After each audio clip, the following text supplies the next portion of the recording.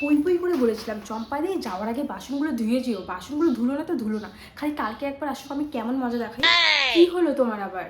আর বলিস না, তোর চম্পা মাসি, আমি বলেছিলাম চম্পা দিয়ে বাসনগুলো ধুয়ে যেও, বাসনগুলো ধয়নি জানিস। আমি এখন কুয়ার পাড়ে গিয়ে দেখি বাসনগুলো অমনি পড়ে আছে, আমি বাসনগুলো ধুয়ে এলাম মাত্র। তুমিই তো বেশি মাথায় চড়িয়ে রেখেছো, তার জন্য তো এমনটা করার সাহস পাই। ঠিকই বলেছিস, আমিই মাথায় চড়িয়ে রেখেছি, এর জন্য তো আমার কোনো কথা শুনে না।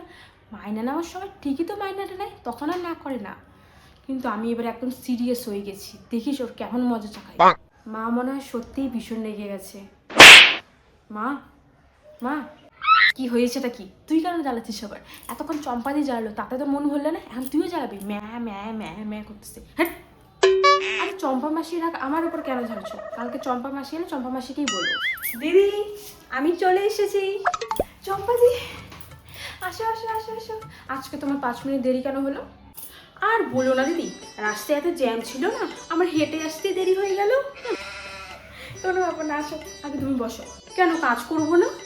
না কাজ করে, আগে তুমি চা খাবে, তোমার জন্য আমি চা করে রেখেছি, বসো। ও চা খাওয়াবে? ঠিক আছে, আগে তাহলে চাটাই খেয়ে কাজ পরে করবো। বাহ, কালকে কি রাগ দেখালো, আজকে গলায় গলায় কি মিল। চম্পাদি, কি শুনলাম তোমার পাশের বাড়ির ছেলেটা কি একটা মেয়ে পালিয়ে আনছে? তুমি তাহলে শুনেছো? আমি ভাবলাম তুমি বুঝি শোনোনি।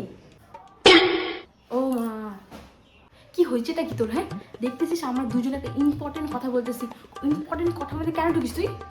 আরে দিদি, তুমি মনাকে বকছো কেন? কি হয়েছে? ওখান থেকে যা, আমি কিছু না করেও আমার দোষ হয়ে গেল, আর দুজনের মধ্যে কি হয়েছে?